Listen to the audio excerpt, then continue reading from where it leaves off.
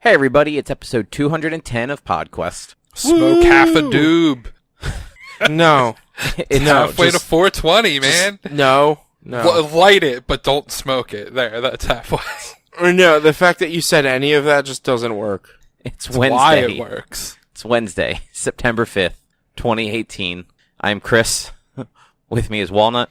And the straight edge guy over there Resident is promoting stoner. is promoting smoking doobs as Droo. Wow. Just didn't expect that one from you. You know, Good. Smoke half a doob if it's legal in your state. Otherwise, we don't condone it. It's Wink, half- wink, nudge, nudge. It's halfway legal in New Jersey. I know. That's what the wink, wink, nudge, nudge was, okay? I'm not going to yuck people's yums. Whatever they're doing in their own home. We as know long what as you're it's not doing, hurting Jeff. Someone else. Jeff, we know what you're doing. We Man, why you got got to call Jeff out like that? Jeff is just Jeff. We know what you're doing. What am I doing?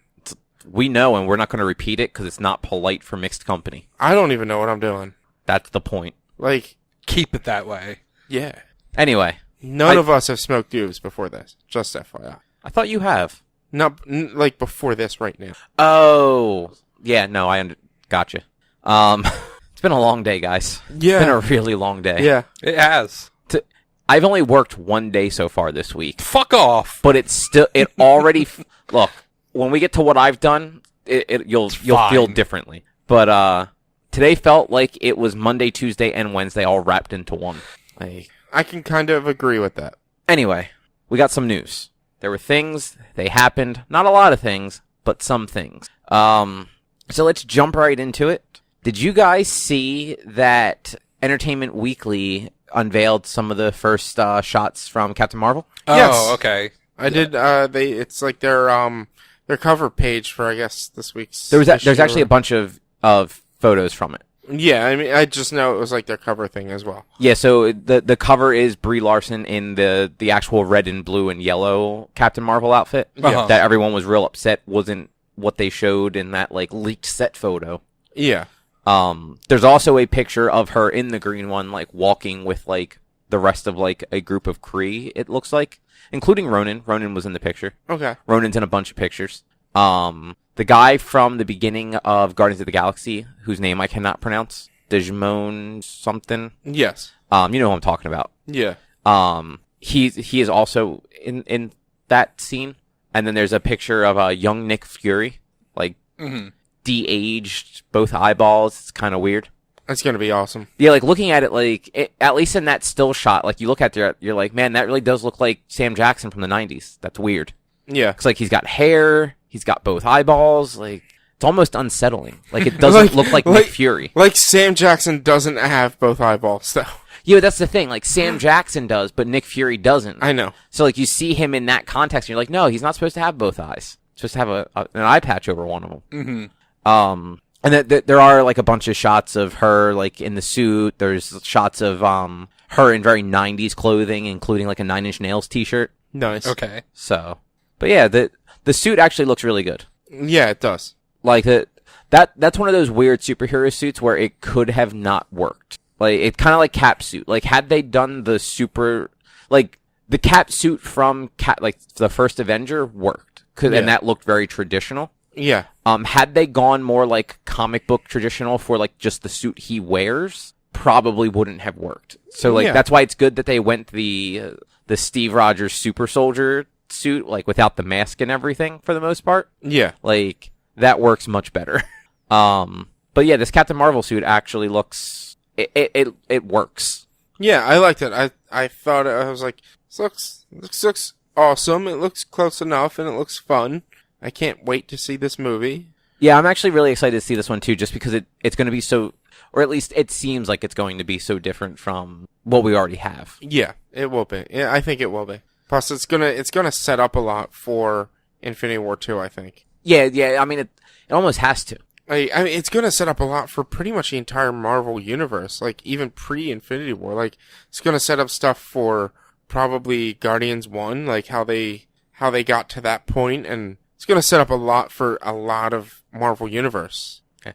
Oh, you know what? I also forgot they did also have pictures of the Skrulls, which are the green aliens with like the weird chins that can shapeshift. Yeah. They are they are going to be the primary like enemies. Yeah.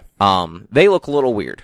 They look close to the comics, Okay. but they look a little weird. They kind of, I saw somebody post it, and it does look a little bit like Piccolo from the Dragon Ball live action movie.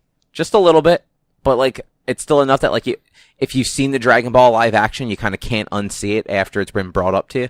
Okay.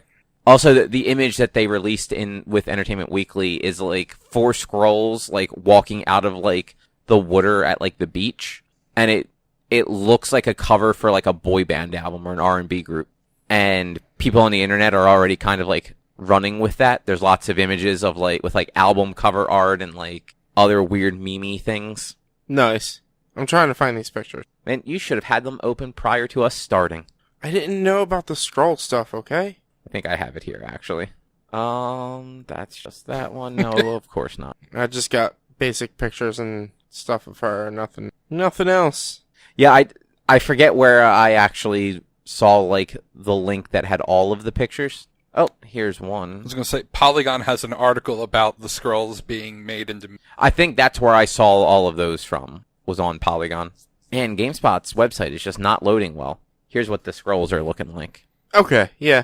I mean, and like that looks like like an album cover for like a boy band. oh, it in the absolutely 90s. is. It's a Backstreet Boys album cover, I'm sure. It might even be set on that same beach. Especially with the guy in the front kind of like looking longingly off into the distance, like off screen. Well, that's always an album cover. You never look at the camera in the album cover. Whereas in like video game covers, it's always back to the camera, head facing down. Yeah. Mm-hmm. Yeah, that stuff's important. So did you guys hear who Geralt of Rivia is going to be? I did. Rich, did you? Who was gonna be? Geralt of Rivia? Who's that? The Witcher? The Witcher. Okay. And it's Netflix show, Yeah, the right? Netflix series they're making. I don't remember. It's Henry Cavill, Superman, Interesting. going to be the Witcher. Okay. And people seem a little divided on that.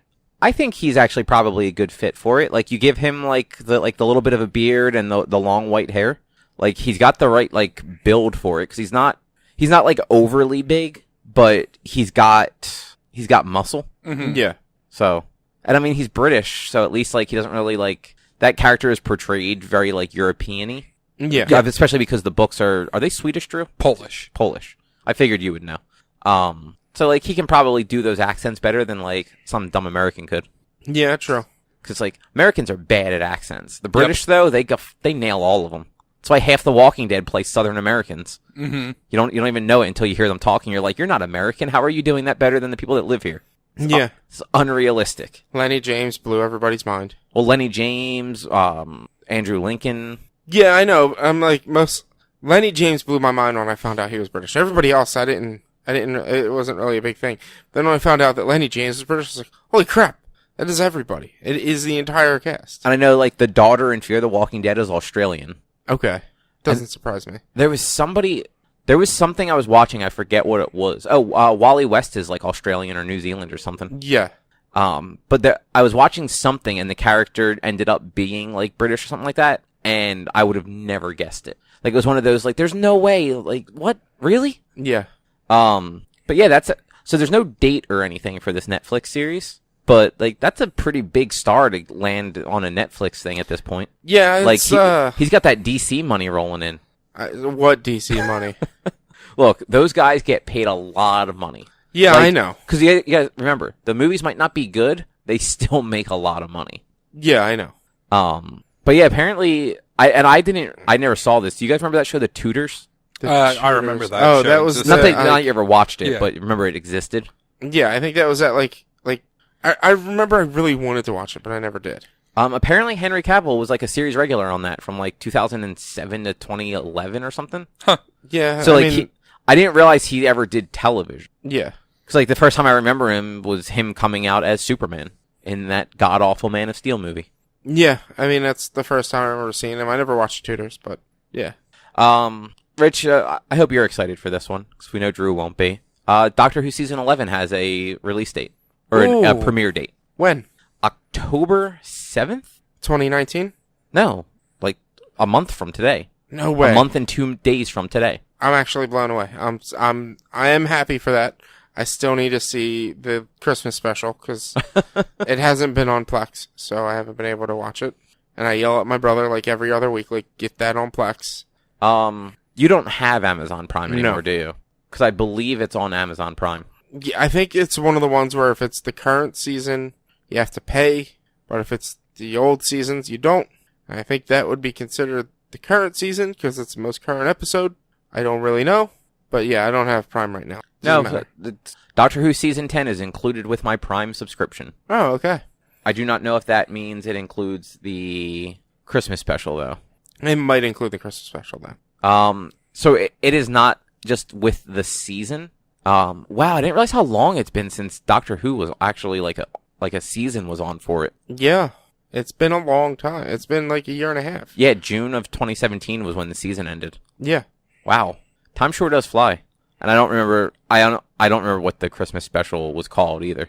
I don't know. I just remember it was Capaldi's last and Jodie's first, I guess. I don't know even know if she was really in it. I don't want to spoil anything, but keep in mind it's like most regenerations. Like the new Doctor is not really part of Yeah, I know. the episode. Yeah. It was a good Christmas special though. Yeah. Like I enjoyed it. But yeah, October 7th. You should start watching it, Drew. Yeah. 10. You can catch up to 10 seasons of a British show by then. It's like 13 episodes a season. Or you watch like one episode a day or whatever, one episode a week, and by the time season 12 is out, you'll be done season 11. Yeah. I mean, I could, but I won't. There's not enough like men hugging for him. Are you sure? Pretty I- sure the Doctor hugs everyone. He doesn't though. Like some of the doctors hug people, but they're generally not like oiled up. So That's the problem. There- There's too many shirts. It's too many shirts. there's a Okay. distinct lack of oil in Doctor Who. Distinct. I don't know what distinct means. The stacked lack. Oh man. But yeah, I'm really looking forward to that. Like season 10, I don't know, season 10 wasn't bad, but I felt like the episodes were a little more miss than hit for a lot of it. But the couple seasons before that with Capaldi were great. Like I Yeah. really enjoyed them. And I'm looking forward to seeing what a new Doctor brings to it. I'm just looking forward to seeing more Doctor Who. That too. Let's see. What's next? So, did you guys hear about Puddlegate? No. Yes. I figured Drew would have. You've seen like the Spider-Man like photos and coverage and stuff like that, right? For the PS4 The game. new game? Yeah. So, in one of the E3 demos that they showed, there is a scene of him getting into like it's like a fight in a construction area where there's like some puddles on the ground. Mm-hmm. And those puddles are very large and reflective and stuff. And I guess some more recent screenshots of the game show that same scene, but with less puddles. Okay. And people are really upset about it. Like, people are on Reddit losing their goddamn minds because they think Insomniac downgraded the graphics of the game and they want to cancel their pre-orders. Really? Yeah. I hate people. Like, the graphics don't matter that much. Like, the gameplay matters. If the gameplay is good, what the fuck does it matter if the graphics were downgraded or not? I mean, yeah, like, Because these are probably the same people that like all those retro 8-bit games. yeah. Mm-hmm. Like, if you like a game that looks like it's from 1988, then who gives a damn? Like, Yeah, that's ridiculous. because Spider-Man's getting like 8.5s and up from like every outlet. Yeah. Like, it is generally accepted that it is a good fucking game. And then you have these people on like Reddit and NeoGAF and Resetra that are all just like, oh no, this is garbage. Insomniac lied to us. It's like, Not, what? I mean, So it depends exactly how pervasive the changes to the graphics are. Because I'm trying to think of which game it was maybe it was even The Witcher 3 had like this one, or actually No Man's Sky is probably the best example. The Witcher did have this issue though. The where Witcher, okay. When it had big. I think The Witcher had a lot of lighting changes. Was the big thing in The Witcher? The Witcher from like the original stuff that was shown in like its first two E3 showings versus the game that actually came out were so drastically different that people were put off. Right. This is not that drastic No, from what I've seen.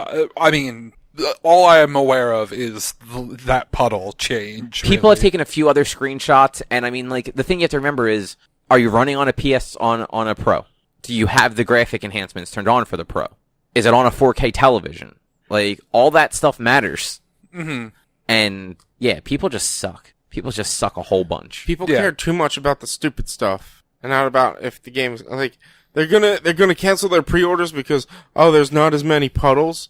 Well, maybe like there was only that many puddles because of the tech demo that they were trying to show off. Well, and apparently the game has some sort of like day-night weather cycle sort of thing where like you could show up to a mission in a place at through one playthrough and have the environment be slightly different than what it was. I don't think that's the case. Okay, I read that like 2 different places. So there is a time cycle, but it's not like GTA where the time is constantly going. It seems to be as you do story missions. Oh, the time just slowly changes goes forward with those missions.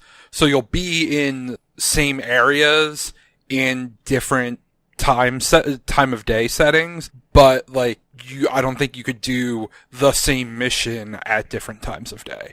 I guess that makes sense. Because I know, like, the story mission that they showed the puddles in was a story mission. So that's probably only going to happen one way. Yeah. Whereas I know the game is full of other side missions. I'm still excited for it. I don't care if the graphics were degraded a little bit. It still looks like a PS4 game to me. Still looks better than a lot of the garbage that gets released that people love. So I don't see what the big deal is. Me either. People just need a thing to argue about. Yep. Yeah, that's absolutely all it is people are just complaining about stuff. It's like the people that are, like, burning their Nike clothes over what, like, Kaepernick was on something or endorsed Nike something. gave Kaepernick a new endorsement deal. Isn't he not even a player right now? Yep. But, like, come on, people. Like, do something better with your time. And, like, burning or trashing your Nike stuff, they still got the money. Yep. Like, they don't care, because now that just means that in a year when you forgot about this, you're going to go buy a new Nike shirt. Yep. Because you fucking ruined the one that you had before. Exactly. Man, people are dumb. I'm looking at this picture for Spider-Man of the E3 puddles and then the release puddles. Uh-huh. I mean, the lighting is different in the level as well. Like, it's more brighter outside of it's not more, it's brighter in the E3 stuff than it is in the release stuff. And even Insomniac has responded to, it's just a change in the puddle size. There's no downgrade at all. If you look at them, there's more to the release stuff outside of the building than there is to the E3 stuff. Yeah, but that's not important to everybody else, the puddles. Well, and what I'm saying is to anybody who may be listening and complaining about it, it's because the E3 stuff was so centralized and located. They probably made sure that was right and looked very pretty. But now that they have the entire city to expand on and show you, they had to reallocate the sources of those puddles to elsewhere. But the puddles. Yeah. Yeah. Look, the game comes out on Friday, and I'm sure it's going to sell like crazy. So, that's absolutely so all these crybabies will just have to deal with the fact that the game gets talked about a whole bunch everywhere. Yeah. So this is a little convoluted, I guess, for lack of a better word. But maybe people have found the code name for the PS5. Oh, I did not see this. So, in the back end for Unreal Engine 4, they have like all of the variable names for like the different platforms. So you have like it's OSS _ platform _ name _ PS4 _ Xbox _ Windows _ Mac, like for each one. And the very last one on the list is Erebus, Erebus, which is apparently the Greek deity that personified darkness. More pertinently, he's pointed to as one of the first 5 beings in existence. Because this is what the internet does. The internet does this. They complain about puddles and they dig up obscure shit like this. Interesting. They're thinking about too much. They're thinking about it too much. They're probably right, but they're thinking about it too much. So the thinking is the last 3 like PlayStation things have had like a Greek themed name. So you had it's on here somewhere. The Orbis was the PS4's code name. The Morpheus was the PSVR code name, and Neo was the PS Pro code name. Yeah. So they're thinking like this is just one more Greek themed code name. So what was it again? Erebus, Erebus. So it could the other rumor thing listed here is it could also just be new PlayStation 4 hardware or like a new peripheral that ties in with the PlayStation 4 because that's just what we need. More PlayStation 4 stuff. There is no Matrix connection with Erebus, so I don't think it's it. Neo and Morpheus. Obviously, it's Matrix stuff they're using. Yeah, but Orbis wasn't. I don't care. I'm just, can you just, No. please? No, I can't. Can you? Well, if it was Neo or Morpheus, that would just mean it's PS4. Or if it was another Matrix thing. You never know. Like, Look, all he has are his references from 2002. Mm-hmm. look, The Matrix was a fantastic movie. Yeah, and then it was ruined by its 2 sequels. Yeah, but still, The Matrix was a fantastic movie. I haven't seen the first Matrix in a long time. It probably holds up, though. A little bit. So, I didn't actually get a chance to watch this trailer, but BioWare, sorry, I drew a blank on the name, released a story trailer at PAX West for Anthem. Okay. They also announced that the demo is going to happen for it, and I forgot the date, so let me open up that article. Oh my god, you're the worst. Man, you don't do anything. This is a fair counterpoint. But you can still be the worst, even though I don't do anything. February 1st, the Anthem demo will be playable. And it comes out January 28th, right? I don't think it has a date, does it? Or is it February? That's another February 22nd game. Maybe. February 22nd. Okay. I keep forgetting the date that everything comes out on, and I just keep thinking it's January and not February. No, February 22nd is when everything's coming in. Okay. But yeah, so I mean that's kind of cool. I hope it's an open beta.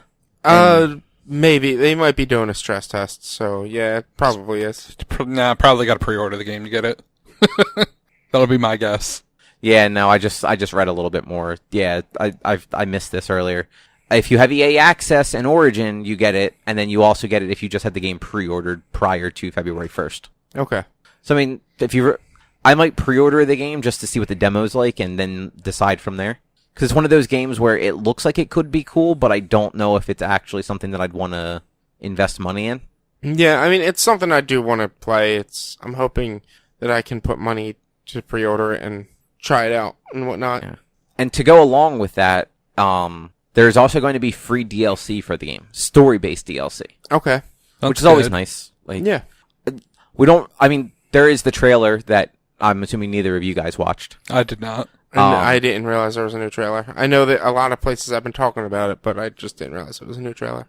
But yeah, so hopefully this trailer actually like shed a little light on what the story is actually going to be.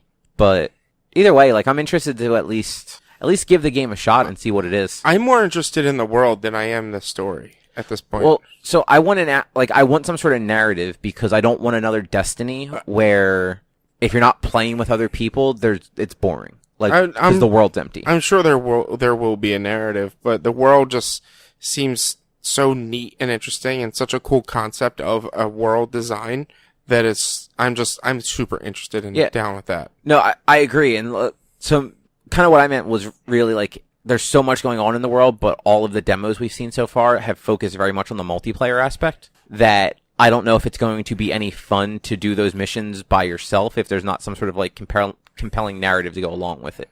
Yeah. I don't know. It's BioWare. I'm sure it will have a compelling narrative. I don't know. Mass Effect Andromeda was pretty garbage. Yeah, true. Though, Casey Hudson's back now. Was the narrative of Mass Effect Andromeda garbage, or was it just the game? The little bit I could get into, I didn't like it at all. Okay. I mean, that could just be me, but I have not really heard a lot of people say like, oh no, that is right up there with the original Mass Effects, or at least 1 and 2. Okay. So, take that for what you will. Yeah. But that is all the news that I actually pulled. Did either of you guys have anything? Someone figured out how to do a secret in Doom 2 for the first time. Like, original Doom 2? Yes. So, he's the first person to get 100% completion on that level ever. Like, legitimately. Wow. Because there's a secret room that was intentionally basically impossible to get into unless you figured out this trick. And so what it is, there was a teleporter that you could go stand on, but couldn't activate. What you had to do was be hit by an enemy and knocked back into it. And people never figured this out for 25 years. And someone just figured it out. And that one room had like it was the last or whatever. Yeah, it was the last secret on that level. So Doom, the original 2 Doom games and like Wolfenstein 3D at the end of the level, we give you the, like, percentage of the treasure you found, Oh, the that's percentage of right. the secrets you found, and the percentage of enemies you killed. And no one could get 100% secrets on that level legitimately. Like, people wall hacked it to get it, but this is the first person to figure out how to actually get that secret. That's insane. But people are complaining about puddles in Spider-Man. Yep. Okay. Let's see if there was anything else. That's how the internet works. Yeah, I hate the internet a lot. What did I save earlier? Oh, there will be Oh, a Nintendo Direct tomorrow, showcasing about 35 games I think they listed. Oh god, I did skip that. I had the tab open and everything. Yeah, I saw that earlier today. There will be a new Nintendo Direct tomorrow. Yeah, it's going to be at 6 p.m. Eastern time is when it's going to broadcast. So 6 okay. And did you say it's going to be about 35 minutes? 35 games, I think I read. No, I'm looking at it right now. It's scheduled to run for approximately 35 minutes. Okay. But it's going to be a Switch and 3DS Direct. Yes. And that's Thursday, September 6th. So Yes. this will be up prior to it happening. Yes.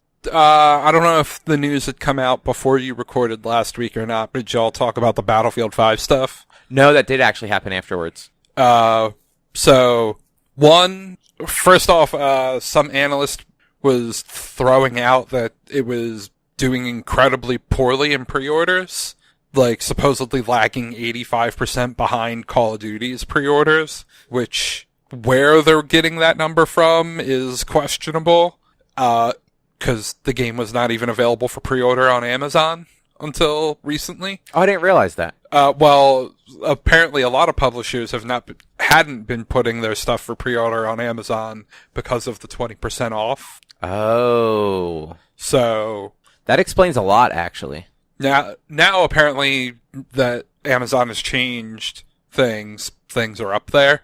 But, so they were getting no pre-orders from Amazon, so of course their numbers would be lagging behind. And then the game got delayed to November 20th. I just had it I up. thought it was later than that. Delayed to November 20th. I mean, it's pushed back a full month. Because it was supposed to be smack dab in between Red Dead and Call of Duty. That's Now it's right. like Yeah, that was a month bad place. after That both was of kind of them. like what EA did with Titanfall a couple years ago. Yep, put it between Call of Duty and Battlefield. Yeah. They're saying it's to make some final adjustments to gameplay, but It's to get it the hell out of that spot so that it actually Yeah. sells something. exactly. There's an open beta that starts today, actually. So I might give that a try. What was that for? I'm sorry. Battlefield 5, there's apparently an open beta that started today. Oh, wow. I won't try it, but, like, that's cool. Yeah, it's I don't know. I think it's funny that EA is trying to justify the move by, like, oh, yeah, we just want to, like, tighten things up, like, spend a little more time on the game. It's like, man, you guys have these games kind of just down to, like, a conveyor belt at this point. Like, they come out every 2 years. Like, your team's been working on it probably for those 2 years. You don't do anything special with them anymore. Like, you just don't want it to get obliterated by Red Dead and Call of Duty because that's what's going to happen. Totally.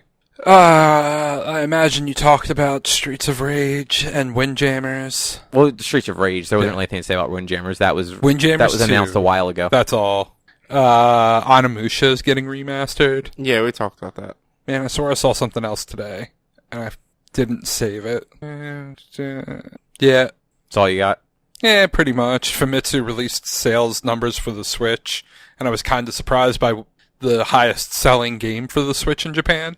1-2 switch. No. Arms. No. Snipper clips. No. I got nothing else. Well, I mean, it's Splatoon 2. Okay. I'm just surprised it's not Mario Galaxy.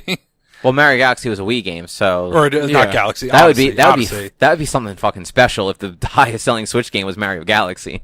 Oh, you didn't know that they re-released it on Switch in Japan? I would be so happy if they did that. But yeah, but all over, not just in Japan. Splatoon 2 makes sense though. Like Yeah. I completely understand that over Mario.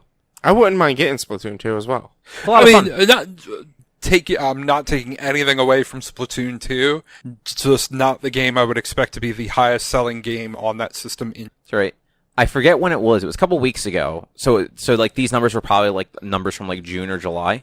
The Xbox in Japan in the span of a week sold 50. Yeah, that sounds... The Vita The PlayStation Vita sold 5,000 in the same period. Yeah, sounds about right. Like, that is mind-boggling. Like, I realize the Xbox doesn't sell in Japan, and it never really has. But for it to sell 50, and the Vita that doesn't actually, like, get any support whatsoever, sold 5,000. Yeah, it's nuts. But yeah, I guess that's it for news. Yeah, it sounds about right. Rather quick news this week. Yeah, there's not much. So I guess let's jump right into stuff we've been up to. Drew, you want to go first? Sure. So I played a little game called Destiny 2. Because it's free? Because it's free. I don't know how much more I want to play of it. Like, I got through the, like, tutorial mission and got to, like, where you get the shard of the Traveler or whatever it is to re-unlock your powers. And I'm just like, I don't know if I want to deal with this game. So, for what it's worth, the campaign actually plays pretty well once you kind of, like, unlock your stuff again. And, like, that game is still really good at shooting. Yeah. Like, that's kind of where it shines. Like, if you want to shoot stuff, like, that campaign's a good place to go shoot stuff. Oh, what is it free? Just the base vanilla Destiny 2? Or, like, just Destiny 2 itself, no expansions? Correct. Yeah. Okay. It's PS Plus this month. Oh, yeah, that's... I didn't get any of the expansions, so... Neither did I. Like, I know there's, 2 so far, and you get locked out of content if you don't have them, so... Yeah, Forsaken comes out soon. Yeah. I think it's out today. Was it today? Or, yes. Probably yesterday. Might have been yesterday. I didn't realize, for some reason I thought it was later in the month, but that makes sense. It's usually this, like, first week of September. Yeah. So I'm not surprised that they put it up for free, so it's like, hey guys, maybe you can get the expansions and spend some more money, but, the game overall and the story was good, and I enjoyed playing through the initial story and the initial game, but the end game content didn't pull me. The raid was boring and sucked. Yeah. No, It was yesterday. It was yesterday. Okay. Yeah. So it's worth a playthrough because the story gets really good and really cool things happen, but once you get done the story, there really is, especially since you don't have the expansions, it's not really going to be anything to pull you. And like I said, the raids sucked. Or the raid was so boring, was so stupid. And it was very mechanic heavy, and if one person made a mistake, you all died, and it was just, it was so frustrating sometimes. Because the mistakes were always dumb, and I never technically beat it, even though I beat it one time through. Because I beat the boss, and then I beat the first 3 sections of it. So since it wasn't in the same week, I technically never beat the raid. Nice. Yeah. And the boss is just so stupid. I hate the boss in that raid. Yeah, I mean, I've talked about it with you guys before. I never even bothered with that. I just kind of played through the campaign and did a little after the campaign of just kind of like doing like the, whatever they were called, like the side missions and crap. Yeah. But like that game does shoot really well. Like shooting stuff in that game feels good. Yeah. Yeah. I don't know if I'm going to keep with it or not. But I figured it was free. Let me see if it hooks me at all. And I don't know that it's worth the 81 gigs of hard drive space on my system. That's 81 fair. gigs? Yep. Damn. I saw, maybe it was Best Buy. Somebody posted on like a Facebook group. Might be giving Destiny 2 away free if you pick up a pre-order of Spider-Man. Sure. Why not? Okay, that's weird. I mean, just the base game, which at this point, it's kind of like WoW. Like Blizzard at this point just gives you all of the old WoW content as soon as the new expansion comes out. yeah. It's like, fuck it. You're not going to buy this. You're going to go, if you want to play this game, you're either going to pay us monthly to play the old content, or you're going to go buy the $50 new content. Mm-hmm. So here's all the old stuff so that maybe it'll get you interested in buying the new stuff. Yeah. I mean, I might go buy Spider-Man at Best Buy and then go return or trade in Destiny at GameStop and get something else. The whole $250 you'll probably get for it. It's worth a try. Or if I don't get any money, then I'll put it up on... I'm pretty sure Destiny 2 is selling for $20 now. Okay. Or at least I was at Best Buy over the weekend, and it was $20. Well, then I'll put it up on Facebook Marketplace and see if I can get $15 out of it. Literally anyone who's going to get any value out of that game would just be getting it for free right now. I know, but people aren't that smart sometimes. Or, like, you wait a month and be like, hey, if you didn't get the game, I have it for $5 cheaper than you could get it at GameStop. I mean, that is kind of true. I guess, so you need PlayStation Plus to play the game anyway. Yeah. So if you have PlayStation Plus, same thing for the Xbox version. Like, you need Xbox Live to play it. The trading credit for Destiny 2 right now is $1.50. Okay. Jeez. Hey, it's $1.50 more than I had before. That is true. Store credit. Still, though, it's $1.50 more than I had It's before. about 75 cents cash. I can go buy a game for full price at Best Buy and then get $1.50 and maybe buy another game for $1.50 less at a different place. That's assuming they don't give you like a digital code. Yeah. Oh, that would be hilarious. I feel like they just have so many copies of Destiny 2 sitting in the back. Because like when I was there on Sunday, that was one of the only games they had that just had a lot of copies. And there was like a guy that came by with more on a cart, and he was trying to like move stuff around to fit more copies of it on shelves. Yeah. So, I don't know. Anything else you did, Drew? I played a little more Battle Chef Brigade. I've had a lot of fantasy football drafts. Is Battle Chef Brigade that story-based one? Or am I thinking of something else? Yeah, it's got a story. Okay. It's like weird fantasy Iron Chef. Yes. Yeah. Okay. I couldn't remember if I was thinking of a different game or of that game. Played some Nidhogg and some Ultimate Chicken Horse and some Mount Your Friends with Anthony like 2 weeks ago. Those are all pretty good choices. Yep. Yeah, I think that's about it. Watched the International a lot. You know, I meant to watch some of that, and just I completely forgot about it until Sunday when it was already over. I'd recommend watching the finals. I hear they were a little insane. It was pretty wild. I really just went to watch it to see if... Cause I've never seen a game of Dota. Uh-huh. So, like, I don't know anything about how MOBAs are supposed to even function, other than I understand there are apparently lanes and towers. Yes. And heroes. Yes. And hats. There are many hats. So, like, I kind of want to see how these hats play into it. They don't. They're just cosmetic. Yeah. That's the most disappointing thing I've ever heard. People love hats. I get that. So the hats should have some sort of effect. Nope. They make your character look cool. But yeah, like I have a very, very vague idea of how MOBAs work, and I wanted to see like that like top level play.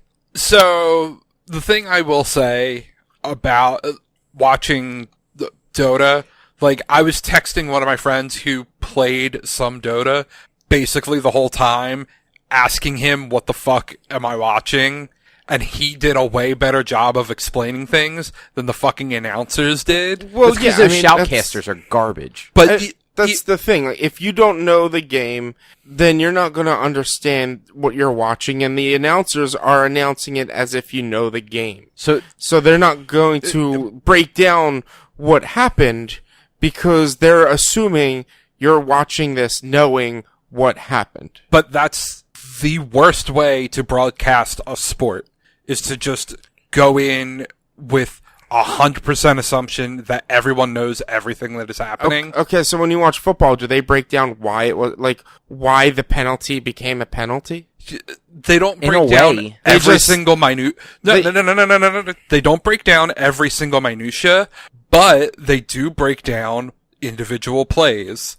It's like, especially football. Football's a fucking terrible comparison to make because football literally has 40 seconds between every play to tell you exactly what the fuck just happened on that play. Well, then they do. Then let's go with soccer, which I don't know why anybody would watch soccer, but let's go with soccer/football.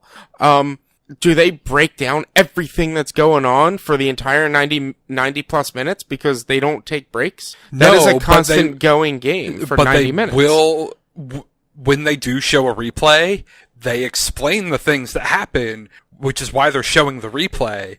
In Dota, they'll show a replay and fucking add no commentary to it. Yeah, like, so you've never really watched eSports, I'm guessing. I've only watched the Pokemon World Championships that I sent you guys last week. Shoutcasters and like people that do eSports commentary, 9 out of 10 times are not good at it. They're hype men. Like that's it. It's like if you watch wrestling and you know how like that one announcer is always like just kind of a douche. Yeah. It's that, but it's both people. Neither of them have any real constructive criticism to add to anything. It's always just like, oh, they just did this thing, but they don't tell you what that thing is. They just say that was incredible. that's the problem. It's like, oh, that was incredible, and I could tell it was incredible because they got excited and the crowd got excited. Why? Explain to me, because there's so much going on the screen in the big team fights that, as someone who can't pick out what heroes those were immediately, I don't know why it was extra important that this guy got away from the team fight, or that they tracked down that guy before he could get away from the team fight. It's the minutia of things like that are like, okay, that was important, but why? It seemed really important, and I don't understand it. So that's when I would text my friend, and he was like, oh, that was the support who was the healer for the guy in that lane, and now they're out for a minute and a half, and they're going to really push that lane and they're going to get all the way to the base and put some damage on the base before they can even get back into the fight. Which the people who are supposed to be telling me why this happened aren't doing that. Well, I mean, if I'm watching hockey, I'm asking the people I'm watching hockey with, why is that a penalty? I don't understand. When we went and saw the wings for lacrosse, I was confused that you knew all of the plays or all of the penalties called on them before the refs even called the penalties. But see, so that's being in the arena. But the arena is totally one thing. Watching it on television or on a stream or whatever, when there are commentators, the commentator's job is to tell you what is happening and why it's important. That is the job of a sports commentator, and that is what eSports commentators suck at doing. Yeah. So Dota works in its best of 3, or the grand final is a best out of 5. Yeah. And in the in-between, all the way up until they started doing a fairly decent job of it in the grand final, but basically every match before that, they were doing a shit job of explaining in the 15 minutes they have between rounds why anything that just happened the way it happened. It was like watching a halftime show and then not talk about things that happened in the game and explain shit to you. I was watching the newcomer stream that's supposed to explain things more. Evo does similar stuff depending on what game you're watching and what round it's in, because they switch out who's commentating constantly, and they do it every once in a while. You'll get the game with the people commentating where they are both good at being hyped up for the cool stuff, but also have enough forethought to tell you when something crazy happens and people go nuts, why it was crazy and they went nuts, in case you missed it or you're not familiar.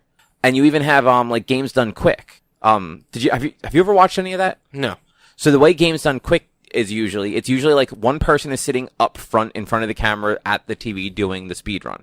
They usually behind them have a couch with 2 or 3 people that they brought up with them, friends or other people in the community for that game. Mm-hmm. And they are there as backup commentary. So the person doing the speed run usually does a really good job of explaining what they're doing without going into minute details. If they're doing a glitch, they're going to be all right, well, I have to hit this wall a certain way and it's going to glitch me to the end of the level. And then they'll do that as they're doing it, and then the people behind them will kind of elaborate if it's worth elaborating on, or get a little more hyped up if it's something that's really hard to do and they did it right away, which is what you'd want from some sort of commentary, not just people yelling and being not just shit, check this out. He did it. What did he do? You don't want to watch commentary where it's just a bunch of fans yelling like you yell when you watch an Eagles game.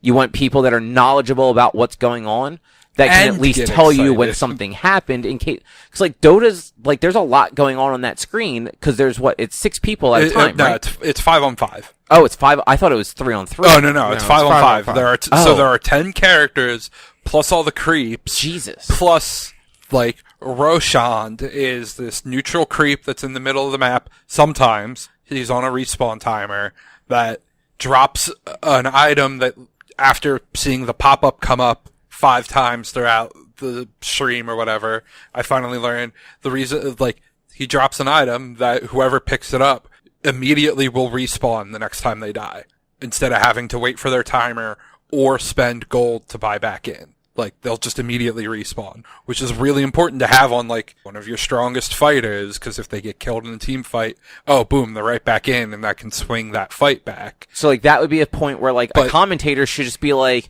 such and such just killed this guy, his next death will respawn. Yeah, like, but they don't have to go into crazy detail, but just knowing that, like, doing that got this guy a respawn, he is going to respawn if he dies. But, like, if I wasn't watching that on the newcomer stream that had the pop-up video style thing in the corner, all I would ever know is they would say, oh, they have the Aegis on this player. They usually don't even say the character, they say the player, which is even less, and, you know, they all have their dumb eSports names. So it's like, oh, they got the Aegis on No Tail. It's like, cool, what the fuck? How does that... What does that mean? What does that mean to me? Is that a good thing? Know. Is that positive? Yeah. Yeah, so, like esports have a long way to go. There's a lot of good around the presentation of TI, but then there's also a lot of dumb bullshit. The other thing that me and my friend both complained about were there are too many bullshit, like, sketch things that are shown in between matches. Like, I literally saw the same hype video for this one team because I was watching a lot of their matches before 4 different matches. Oh, the same one where they talk about, oh, here's why we're friends or whatever. Instead, they could have used, and it's like a 10-minute video, 5 to 10 minutes of just talking to the guys, which is cool to get to know them once. And, like, I guess, okay, you know, this could be whoever's first time jumping in to see them play, but watching that before their, like, semifinal match, I'd rather know, here's what happened in their 10 other matches in the tournament. Here's, like, the heroes they like to play or the strategy they prefer to do. Yeah, like, more stats about the team. Yeah, the information. I want to know more about the game that I don't get told. And it would be like if it was almost like playing Madden and watching the same intro in every game. And it's like... It sounds like watching TV on Hulu. Yeah. Like, one 30-minute episode, you have 40 minutes of commercials, and they're the same 3 commercials. Yeah. But, like that said, like, I definitely watched far more of it than I've ever watched before. 'Cause I kind of went into it having at least some knowledge of one of the teams in it, Virtus Pro, because my brother got real into Virtus Pro for their Counter-Strike team. So I kind of went into it rooting for them, and they were being hyped up as one of the teams to beat, because I think in their last 6 tournaments, they won 5 of them and came in second in the other. So wasn't it like a brand new team that ended up winning or something like that? Well, so that team has been around for a long time, but 2 of their players had gotten basically sniped off by another team and pulled over to them, like, right before their qualifier tournament. So they had to then, like, play in through a different qualifier to even make TI. And one of the guys on the team was literally in his first ever live Dota tournament. Oh, wow. And he's now the 13th highest paid esports person of all time. Because the winning team gets some, like, absurd amount of money, right? They get a share of, this year was $11 million to the winning team. That's an insane amount of money. Yeah, it was a $25 million prize pool. So I think the top 10 teams all got like at least $1 million between the team. That's nuts. Yeah. Man, I wish somebody would just give me $11 million. Right? Even like a share of $11 million would be cool. Like $1.5 million or whatever it is. Dude, I would take 500,000. Sure. Dude, I would take like... I'd take 50,000. I was going to say, I'll take like 30 grand so I can pay off my student debt. Right? You know, give me 100,000 so I don't have to sell my house and I can fix it up and pay off all my loans and still live in this house. Or you still sell the house, use that 100 grand to pay off your stuff and buy a nicer house. Well, I would probably use 100 grand to pay off everything, fix up the house, and then go buy a new house with somebody renting this house. So that's an additional... Yeah, then that puts you on the list to actually have to like make sure the house doesn't like have anything break or whatnot. That's why you hire a super. But then you're paying taxes on the income you're getting from the people renting and paying someone to be on retainer to come repair the house whenever. The retainer is my uncle. I'm only paying him when he comes and does work. Well, what if, something happens at 2 a.m. and they need to get out here right now and fix the broken toilet? Then my uncle will have to get out here and fix a broken toilet at 2 a.m. What, you just gonna expect him to be there when he hasn't been getting money? I mean, I'll pay him. I'll pay him. If he gets out here, I'll pay him. If I'm making an extra however much money a year, I'll pay him. Right. Anything else that you did, Drew? Nope, I think that's it. How about you, Rich? Me? I did some stuff. I played more Crash Bandicoot. I'm on the last island of the first game. Okay. So I was able to get past that stupid bridge level as soon as we got done recording last week. Oh, nice. And then there was another one later on, which was much easier than the first one. But yeah, I played more Crash Bandicoot. I'm like halfway through the last island halfway through the last island in the first game. I sent it to you guys on Thursday morning at least. I watched the World Championships of Pumpkin Tournament and the World Championships of Pokemon Sun and Moon over the couple of days. Both of them a half hour long. Both of them really close, tight matches. Pokemon Tournament I sent to you guys. It was so ridiculous, and it came down. They had to play the first 3, and then they had to do the bracket reset and a full set of 5 in order to determine the winner. And the winner ended up being the one that was losing pretty much the entire time. That happens more often than you'd think in fighting game tournaments. Yeah. Like, it happened twice that I saw at this past Evo. Yeah. I guess the winner just figured out the loser. Like, honestly, after 7 matches, if you don't figure out how to beat your opponent, you don't deserve to be the world champion. Some of it, too, is, like, mind stuff. Like, you purposely drag it out because, like, it lets you learn, like, some of, like, your opponent's tells, but it also lets them, like, if they're winning more than not, then it makes them, like, get a little lax. Yeah. Because they think they got it in the bag. At one point, the guy who won, he lost his first set for the bracket reset. During the first set, he switched his character up because they do 3 matches, first 3 to 5 in match order, and they can change characters between. So had he been using the same characters up to that point? He'd been using the same character up to that point and switched off to a different character. That can screw things up too. I know when I was watching the Dragon Ball FighterZ stuff, it was the loser wanted to switch seats. Like, the guy who lost the first set, that, like, had he won, he would have won everything. Yeah. Wanted to sit in the opposite seat. Okay. And that's, like, a thing that you're allowed to do if, like, you're the loser. So. Yeah. And then I watched the Pokemon Sun and Moon. I believe it was Sun and Moon, World Championship. And that was nuts as well. Was that just 2 people battling? It was 2 people battling, best 2 out of 3 is what they do. Single elimination, I assume, is what it was. And, like, I never thought switching out your Pokemon would have been a strategic move. But it ended up being the most strategic thing they could do was switching out their Pokemon. And the guy that won, his big thing was having Snorlax that has belly dance, I believe, or drum dance, which he pats on his belly and maxes out his attack power, but halves his health. But he also has an ability where if he eats a berry, it fully heals him. And then he has a move that he can get that berry back. So he pretty much sacrificed half health to get back to full health and quadruple attack, pretty much. And they were swapping out. They were both using Incineroar, who had Intimidate on. So every time it came out, it dropped the attack power of both Pokemon. And so every time the opponent had something new come out, they would throw out Incineroar and then call them back. Yeah.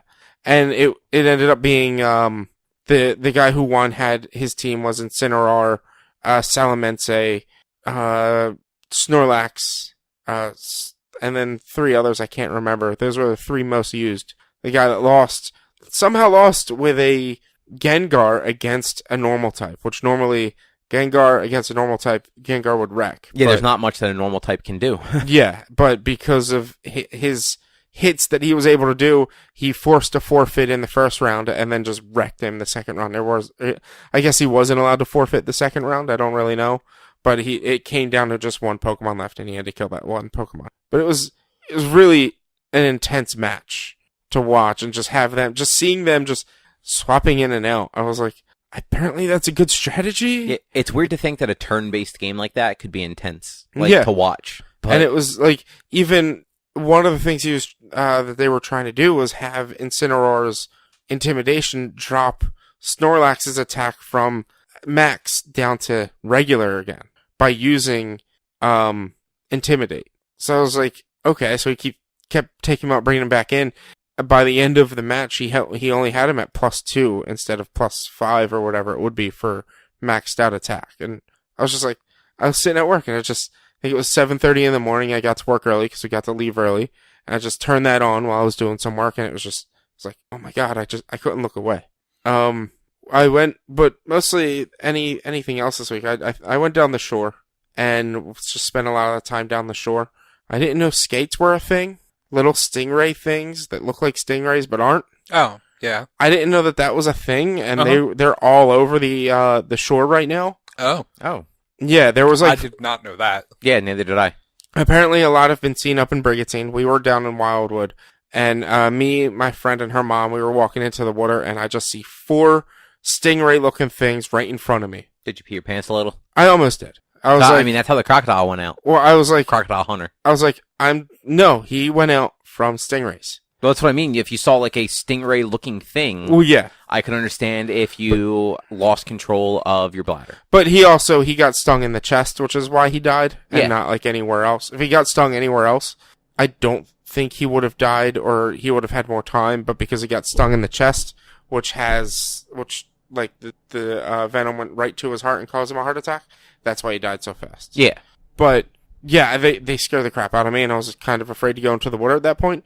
That was the last day we were there, though, so it wouldn't have ruined my weekend whether or not I did, but I eventually did go into the water further. But yeah, I didn't know those were a thing. Yeah, neither did I. Well, I should say I didn't know they were covering the shore. But yeah, the Wildwood Boardwalk is a really great place to play Pokemon Go. Is there a lot of stops and stuff? There's stops all over the place. There's gyms all over the place. I was able to get, for Celebi, there's 2 back-to-back sets of tasks. One of them is walk EV 10 kilometers and evolve during the day. The other one is walk EV 10 kilometers and evolve during the night. I was able to get them done back-to-back day to day. So just boom, got those done.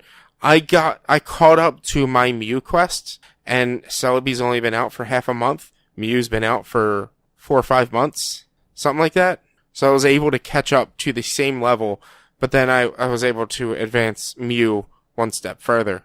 So now with Celebi, I have to do get to a Pokestop every day for 7 days, Which isn't hard. which isn't hard. It It just takes 7 days to do. Yeah, if with Celebi, minimum it would take, unless you cheese your game, is 9 days, because you need, I think at level 3, it's, I think the third task is, catch 1 Pokemon 3 days in a row. Or catch a Pokemon, not 1 Pokemon. Catch a Pokemon 3 days in a row. Doesn't have to be the same Pokemon, but just any Pokemon. Just make sure you get your daily Pokemon catch 3 days in a row. So if you do it properly and get to that on the first day, do those 3 days. And then on the third day, you can get your your 2 EV evolutions and get to the Pokestop.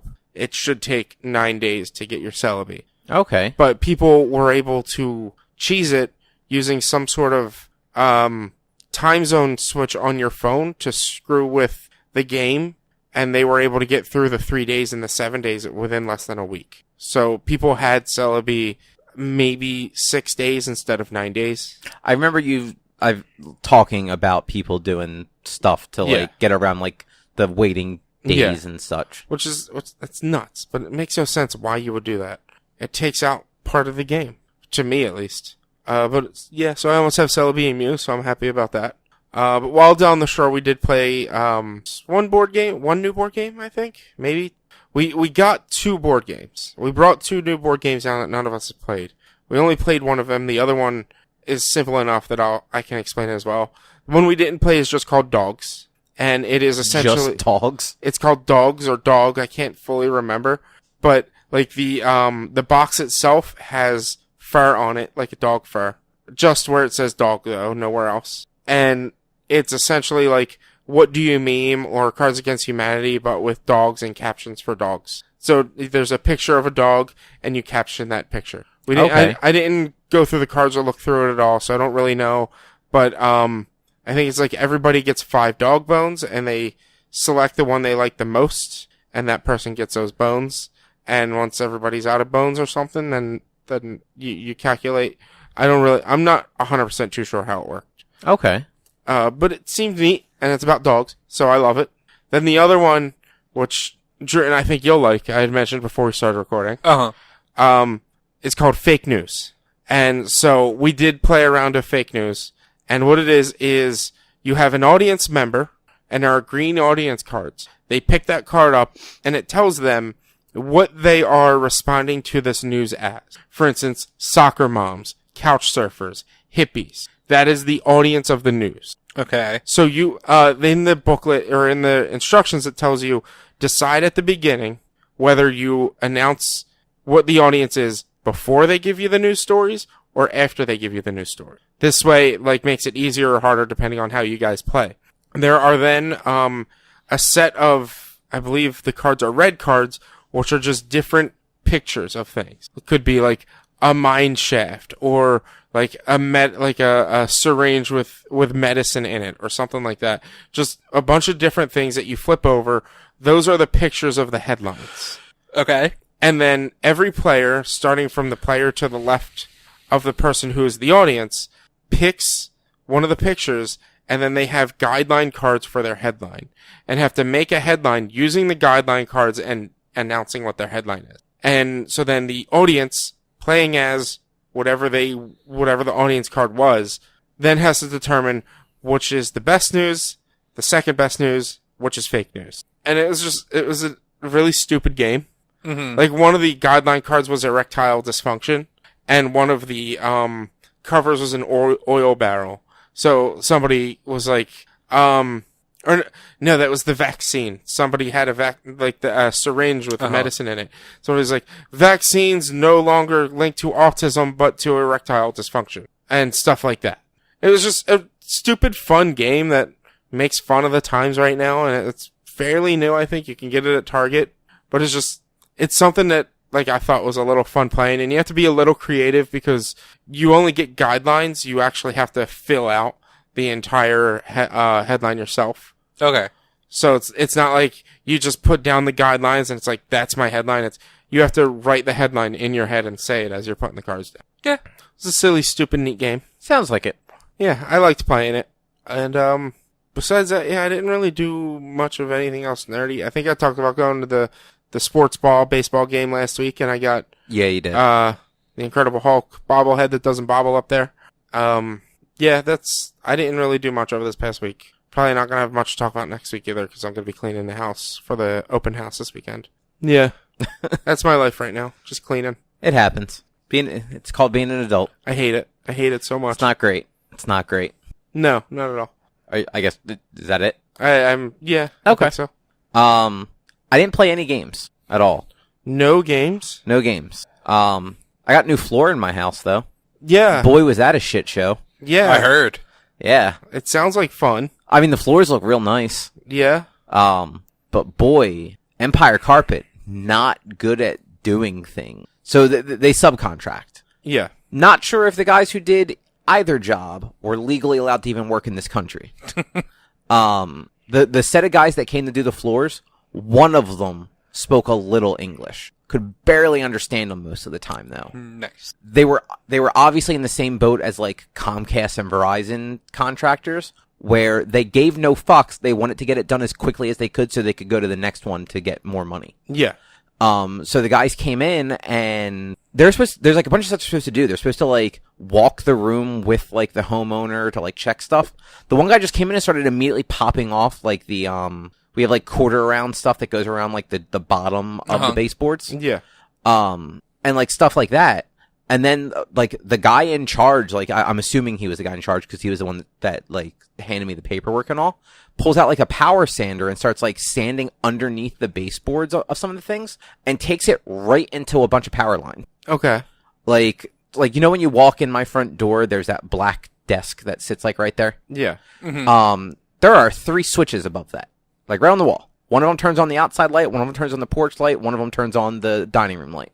Yeah. That's where he was standing, and he just shoved it right underneath the woodwork for some stupid fucking reason, and cut through 2 of those wires completely, and through the doorbell wire. Okay. And it was one of those things where there was a loud pop, a bright flash, and a whole lot of smoke. And, like, I'm looking at, like, I'm sitting on the couch, so I can't actually see him, but I saw where he was and what he was doing. Mm-hmm. Like, prior to that. And I walk over and he looks up at me. He's like, "Do you have power over here?" Like he didn't just do what he did. And I just kind of like point at the switch. I'm like, "Yeah, there's fucking switches right on the wall. Like, what do you mean? Do I have power over there? Are you stupid?" Yeah. And like originally, like you could tell he did not want us to call Empire because he's like, "No, you call your electrician, and I will give you money after you pay for it." No. And I'm like, "No, I'll call an electrician now, see if I can get one out here, and you can pay them. But no, I'm not paying a cent out of pocket for you fucking up." No. And it ended up like we called Empire, and it took a while to get somebody from Empire on the phone because this was Saturday. Yeah. And when they finally got somebody that wasn't just like the customer service rep, the guy was actually super helpful. Yeah. Like, Empire's contractors, kind of not great. They're like, people in their office though actually seem to be like on top of things. Like, this guy, not totally willingly, but he called the electrician that we told him to call, got him to come out that same day. He couldn't do anything that day because it was actually, the guy cut through 2 cables in our wall. Like, it was actually a lot of work to repair it, but he was at least able to like get it turned off so that we didn't have to worry about like our house burning down because a bunch of live wires were just dangling inside the wall. Yeah. But like they covered like the cost of like all of that stuff. Yeah. Plus, I got a free basement light installed. Nice. Yeah, the electrician, because like we had to pay the electrician like for the visit like on Saturday, but Empire not like refunded that off of like the cost of the floor. Yeah. And then they covered the remainder of it was like $1,200 to get this thing fixed. Fuck. Yeah, so they had to, thank God the guy didn't cut through all 3 cables. Otherwise, it would have been way worse. But so they had to take the plate off, and then whoever installed the terminal box thing in the wall with like the outlets or the switches in it, they cut the hole too big, and rather than cutting it a little bigger and just getting a bigger junction box, they just kind of like put that junction box in there and then like use plaster to like seal it in. So you couldn't just slide it out the way you're supposed to be able to. It literally took the guy like 15 minutes with like a an X-Acto knife and like a screwdriver of like cutting and chipping away at it before he finally got it out. And he was able to just tie the new cables on to one of the old ones. And okay. Because 2 of them were cut through, so you couldn't pull them out. Right. And then the guy was able to pull all of them through the ceiling in the basement. Okay. But like, it could have been way worse if that one wire had been cut too. And we still don't have a doorbell. Like, we have no way to fix our doorbell, really. Because, like, that wire was cut, and it's not like I can reach it in the ceiling, because the hole in the basement's fairly small. And there's no good way to feed it, because the doorbell's coming from the outside. So, I mean, Empire's got to pay for a new doorbell, though. Honestly, it's not worth the amount of construction, because they would literally have to destroy our door frame. And, like, that door frame is, like, the original wood from the house. Okay. And that house is from the 20s. Like, they don't make that wood anymore. Yeah. And it's actually connected to our baseboards. So our baseboards would also have to get cut. Like, it would actually be just, it's not worth the aggravation to have a doorbell. Okay. Like, we don't use the doorbell that much because the dog barks before people even get out of their car anyway. Yeah. So, like, I generally know if somebody's coming up to the house before they've even parked all the way. Okay, yeah.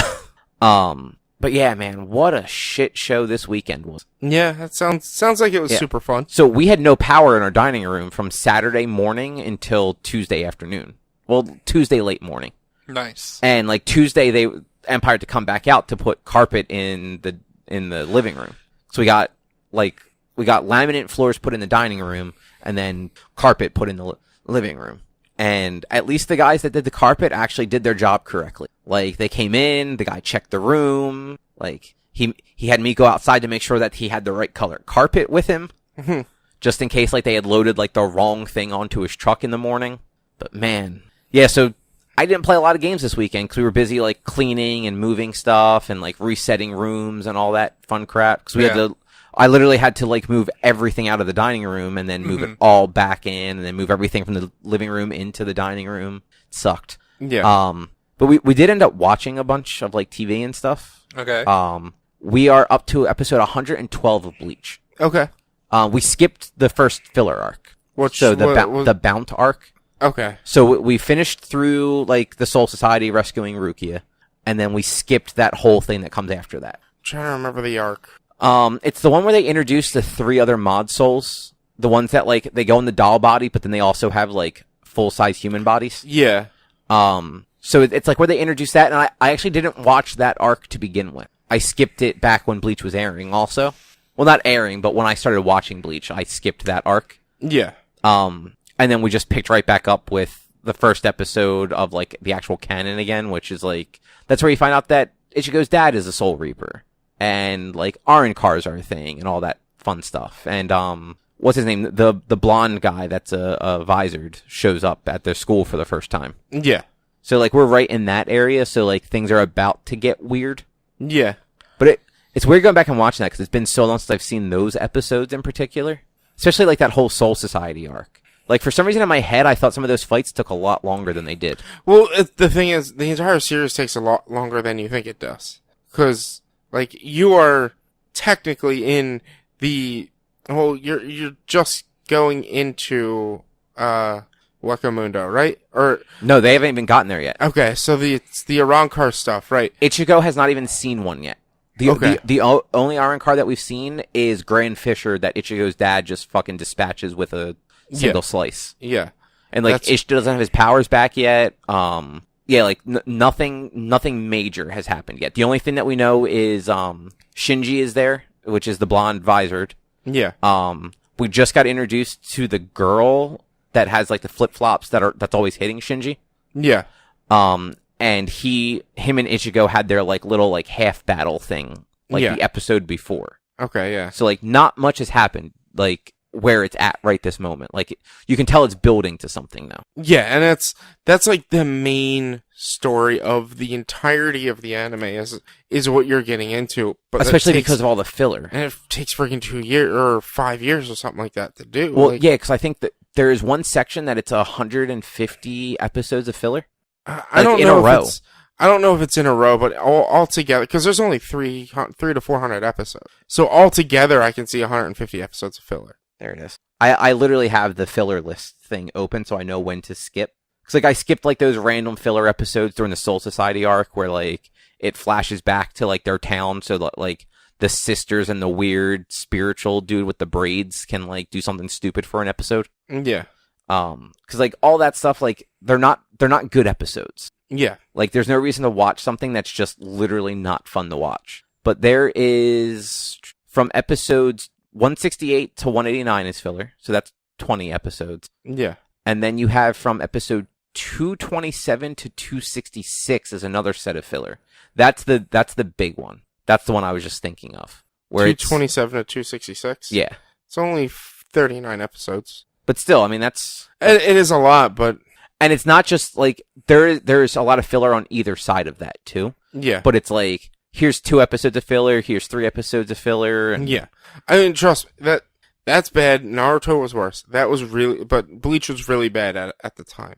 But I know 150 in total sounds about right, because there's no more than 350 to 400 episodes. It's 366 episodes. There you go. So, when animes come out, do they normally come out weekly? Yes. Yes. So that was almost a year of filler? Yeah. Yeah. Naruto, the original Naruto had 2 years of filler before Shippuden started. Yeah. Okay. And then Shippuden, there was a year and a half gap where there was 1 episode of canon. So what ends up, it doesn't seem as prevalent anymore. anime didn't do the season cycle the way American TV does. Yeah. Where you get like 22 episodes and then it takes like 3 months off and then does another 22. A lot of big shows, like especially the shonen shows, would just air all year. Yeah. So there would maybe be like 49 episodes because there was usually like breaks for like holidays and stuff like that. Okay. But still, like 49 episodes in a year, it's being based off of something that's usually still running. And that's released monthly?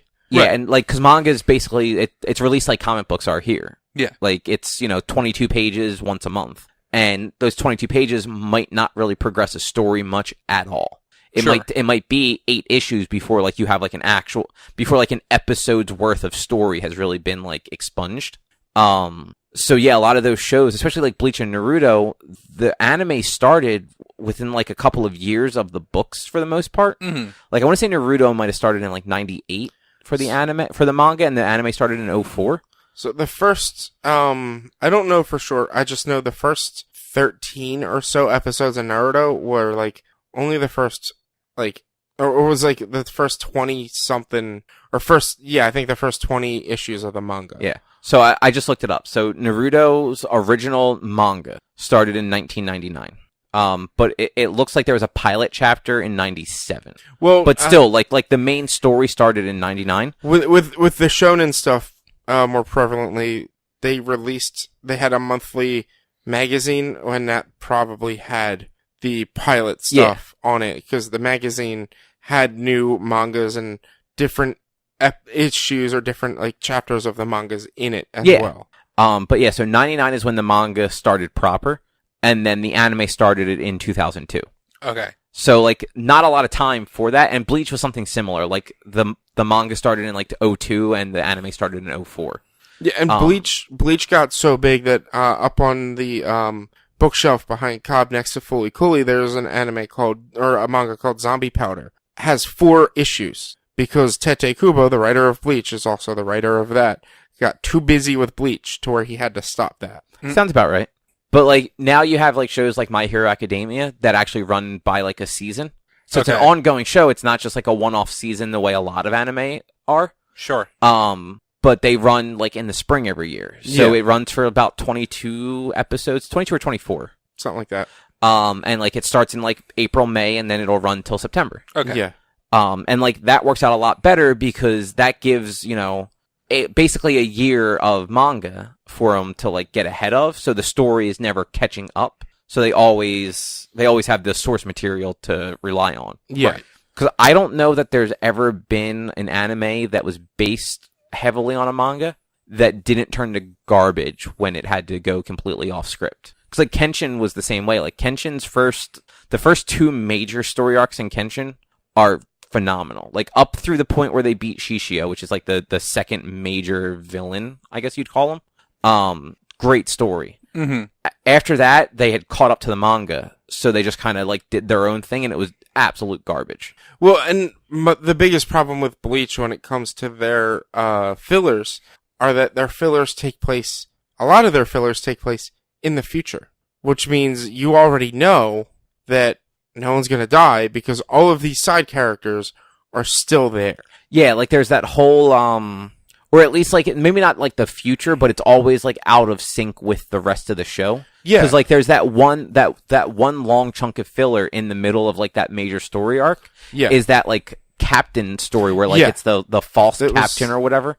That was, when after you see Ichigo fight the number 5? Aquila or whatever his name is? Yeah, I think he's the number 5. It's not even his Espada. full fight. It stops, it like has that fight and then it restarts at the end when the thing restarts. No, I'm pretty sure it ends, it's the end of the fight, but it's like Ichigo does his final move and then they label it will be continued. And then like the very end of the fight where he's dead and like pretty much falling apart is almost a year, is that 39 episode jump later.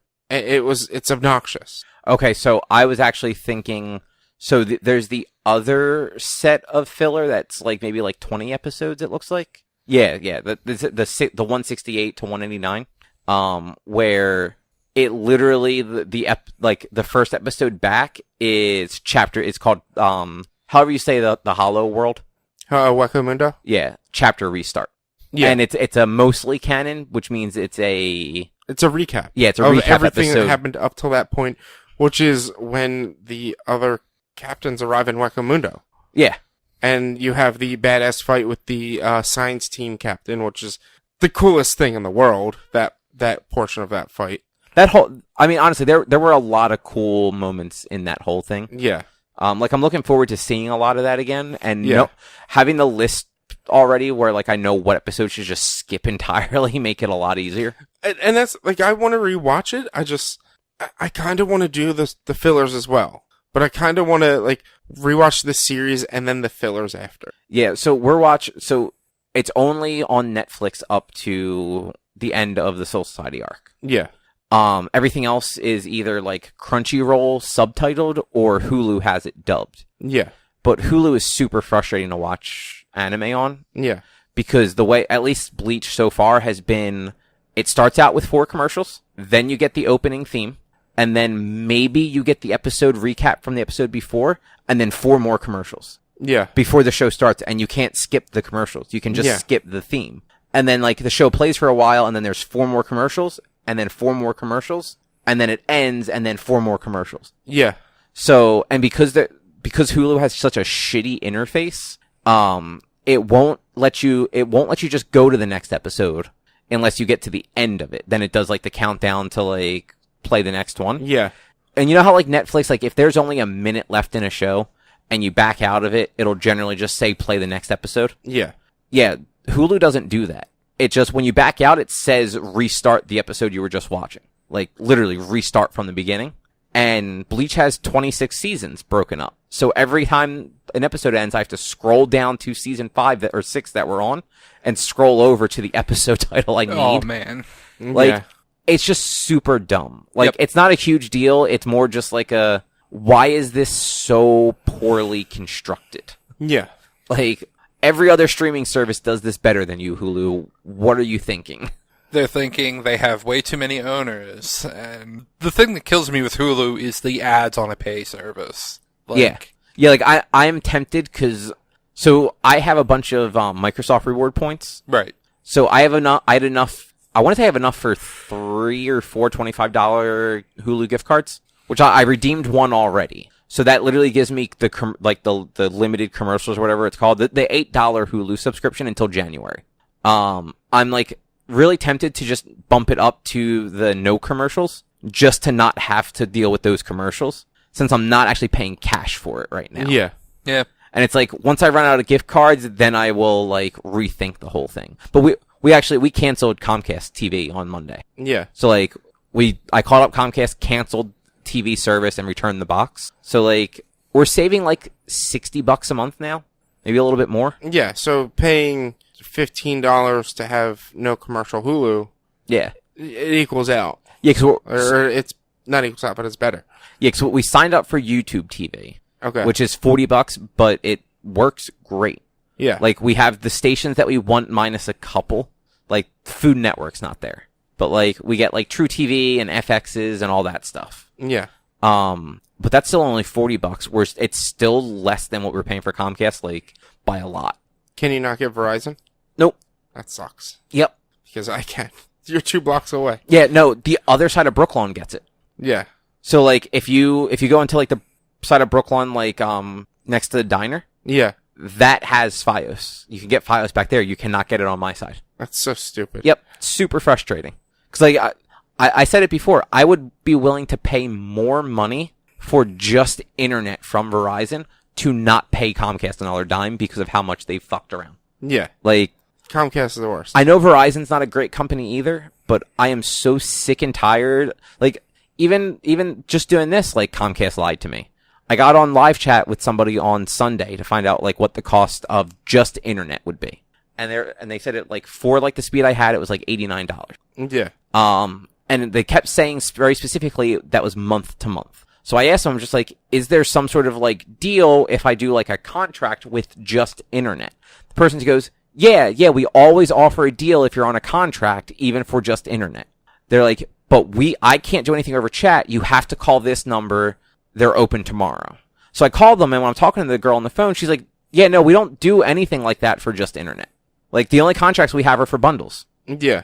It's like... And which you would do is double play, and you would get it for $60 a month for a year, and then you'd have to call them back up and resubscribe to your double play. But see, that's the thing. Like, I don't get the deal because we already have Comcast. I was paying almost $200 a month for double play. Really? Yeah. Yeah, they don't do that bullshit anymore. Well, they don't have double play for phone and internet for cheaper than cable and internet? I didn't even ask about that because I don't want their modem. You don't have to have their modem. No, they You try do. to. They will not sign you up for phone service unless you have their modem Oh, okay. because you need their modem for phone service. Okay. But yeah, And even if you tell them, even if you do sign up for it and tell them, don't send me the modem, under no explicit terms, do not send me the fucking modem. They will still send you the modem, which you will then have to drive back to an Xfinity store, or they're going to start charging you for it. yeah, and even I never noticed it, but like I don't watch sports at home. Like Erica doesn't want to watch them, so I never have sports on. I was paying $7 a month for sports. Really? Yeah, because they charge you for regional sports. I've watched one sporting event at that house, and that was the Super Bowl last year.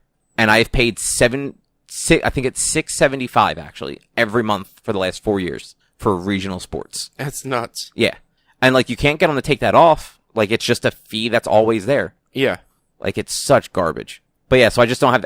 Honestly, like now I could watch all the sports I want because like with YouTube TV, they literally have like every sports network, all the ESPNs. I think the MLB network's on there. I think I saw the NFL network. So like You might have to pay extra for NFL Network. probably, but I know the MLB network was on there, and I'd rather watch baseball over football anyway. Yeah. But and I can watch it from my phone, my tablet. Like I don't need to watch it on the television. Yeah. It's just crazy. But I forget what I was talking about before that. Oh, we were talking about Bleach. Breach. But yeah, so we're kind of powering through that. Have you shown her the Bleach rock musical yet? The what? The Bleach rock musical. I didn't know there was one. Yeah, there's a Bleach live-action rock musical. It's only in Japan. I downloaded it once. They sing Bleach. They go, Breach! It's amazingly terrible. Wow. It's only up until Rukia gets taken. Okay. Believe. I can't quite remember exactly how far it goes. I think I've only watched it once. It's fair. But, they did a Naruto musical as well. Rock musical thing as well. Oh, God. Yeah. But other than Bleach, I started, like we talked about last week, I started watching Luke Cage Season 2. Yeah. Well, started back up. I was on episode 2. Yeah. I'm on episode 7 now. Okay. It's not bad. Like, Yeah. it's not as good as the first season, just like Jessica Jones wasn't as good as the first season, but it's not bad. Like, I've been mostly interested in everything so far. Okay. Cause you only watched like the first 3 episodes too, right? I've only watched episode 1 and 2. Okay, so we were in the same spot. Yeah, I think I might have watched episode 3. I can't remember. It hasn't gripped me as much as the first season did. Yeah. I think the villain is kind of interesting, that Jamaican guy, Yeah. but they haven't really done enough with him yet. Yeah. But like the last episode I watched actually did kind of have like a cool confrontation between him and Luke. Yeah. So like, I feel like it's probably going the places I want it to. It's just getting there slowly. Yeah. And honestly, like the most interesting part of the season so far has been the stuff with Misty and Colleen, and it's not nearly enough. Yeah. Like I would much rather see them I honestly want them to do the Daughters of the Dragon show, just because those two characters interact so well together. Yeah, they do. Like this isn't really a spoiler. There's a really cool bar fight with the two of them. I saw that. Okay. So you probably saw episode 3 then. Yeah. Because I think that was episode 3. Because Yeah, I had I did. watched 1 and 2, and when I started it up, that was one of the episodes I had Yeah. seen. I did see the bar fight. Yeah, and like, I don't know, they have an interesting relationship. Their characters actually have like stuff going on. Yeah. Like, it's interesting. Yeah. I didn't really do anything with this, but did you guys know that do you know what that VRV service is? Yeah. No. So actually, you might actually benefit from this if you ever need a streaming service. It's vrv.co. It's $10 a month. It's Crunchyroll Premium, Funimation Premium, Geek and Sundry, Nerdist, and a bunch of other things I've never heard of. Okay. So like you would get all of those that alpha stuff that like Geek and Sundry does with like Critical Role and everything. Yeah. That like Alpha's got a bunch of like neat looking shows on it in general. yeah, I believe all of that is included with VRV. Okay. Plus, like I said, the entire Crunchyroll library and the majority of Funimation. Yeah. So they just added the Nicktoons from the 90s. Yes. And like a bunch of other stuff too, like Guts is on there. I watched an episode of Legends of the Hidden Temple. The My Brother and Me TV show is on there. Yeah, that's on there too. But yeah, they have like Doug, Ariel Monsters, Rocket Power, Chalk Zone, nice. all that. Are You Afraid of the Dark? Like they have a lot of shows that we grew up with available on there to just watch whenever. And I think it's a 30-day free trial, and then it's $10 a month. Okay. That's how much Crunchyroll costs. Yeah. And Funimation is $6 a month. Yeah. So like I've been paying for Funimation for My Hero Academia. I'm just gonna switch it over to VRV because it's like $400 and I get a bunch of other services with it. Yeah. So, makes sense. Yeah. It's pretty sweet. Yeah. I just thought you might actually be interested in that just because of I know you watched like a lot of the Critical Role D&D stuff too, so Yeah, there's a lot of stuff on Geek and Sundry that I could watch, but a lot of it is learning to play games, and are games that I'm probably never going to get. But they do have a lot of different, like, RPG-esque games. They have one that's based off of, Star Trek. okay. I can't remember, Shield of Something, I think is what it's called. But yeah, Geek and Sundry has a ton of stuff. And surprisingly enough, Critical Role now is their own channel.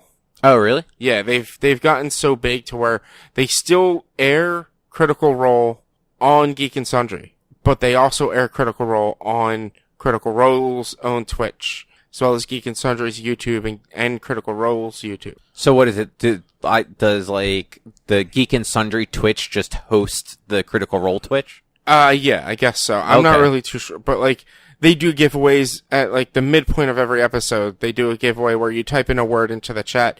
You now have to go to the Critical Role Twitch chat and type it in to enter into the giveaway. Okay. Instead of the Geek and Sundry. So yeah, I guess they host it over. But yeah, so we'll see. I'll think about it, but I get a lot of what I want to watch already on Hulu, even though, and I deal with the commercials because right now I only watch one show on Hulu, and that's My Hero. Right, and you watched it dubbed or subtitled, right? Yeah. You're doing it wrong, man. Nope.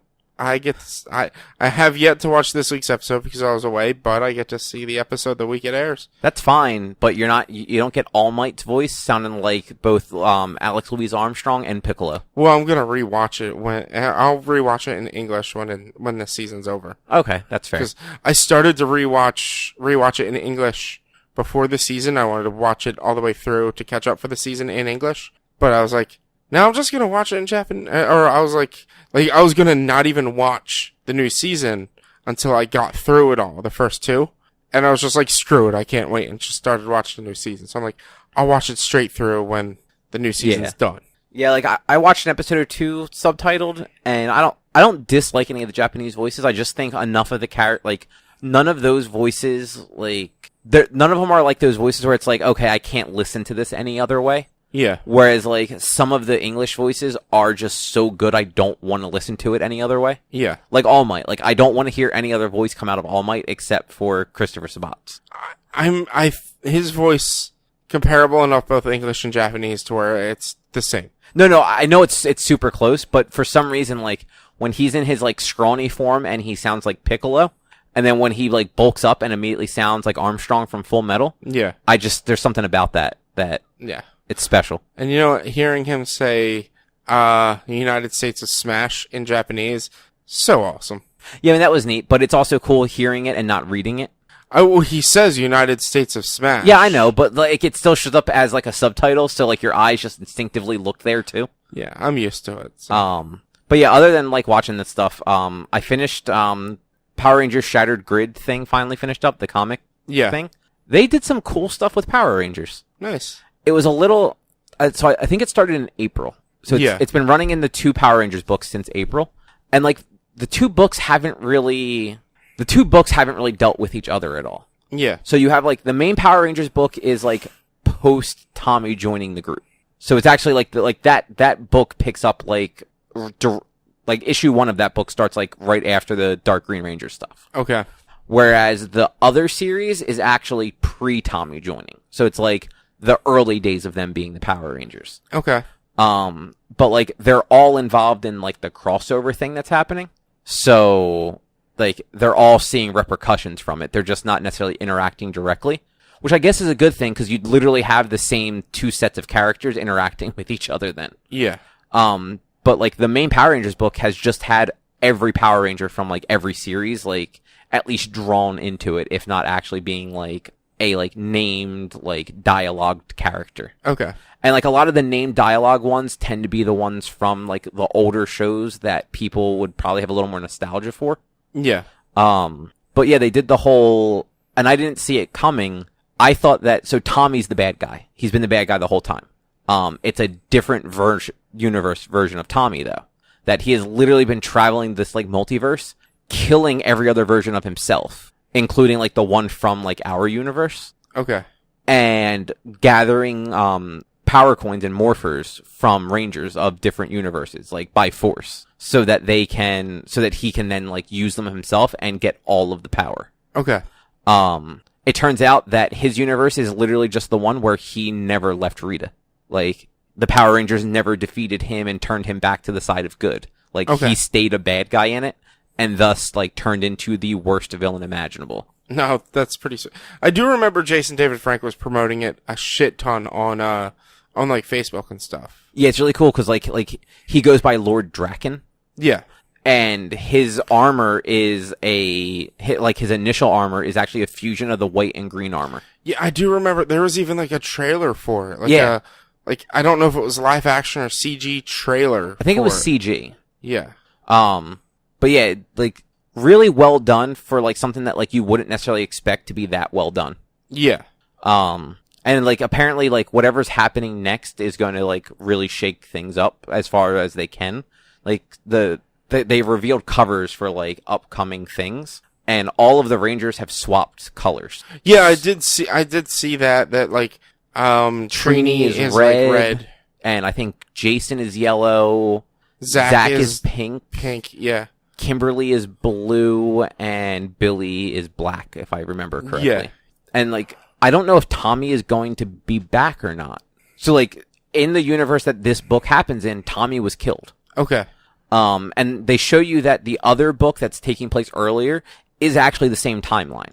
Okay. Because, like, they're I don't want to go into it, but, like, they show you at the end of this story that it is part of the same timeline. Like, the Tommy that they show you who hasn't moved to Angel Grove yet in that first book is the Tommy that they murdered in the main book. Okay. But, like, it kind of ends with them sort of having to recreate everything after, like, the big fight goes down. Okay. And it kind of seems like Tommy's going to be back, but none of the promotional stuff has him in it. Yeah. So I don't know whether, like, he's actually dead, or if he'll be back and just maybe not be a Ranger. And, you know, that's a book that I could get behind and kind of want to read, because I know there's a lot of crazy stuff they can do with it, and I've always loved Mighty Morphin. I would say, like if you're interested, try and find the trades for it. Yeah. Because it's not a ton of issues in yet. I want to say it just hit late 20s maybe. Yeah.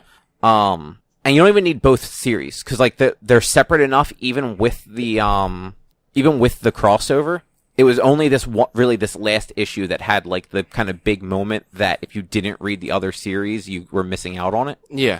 But like the book, it's fine standalone, and they do a lot of really cool stuff with like the lore of the Power Rangers. Yeah. Because it's so far it's all fit in that window of post Dark Green Ranger, but pre Zed showing. Yeah. Up.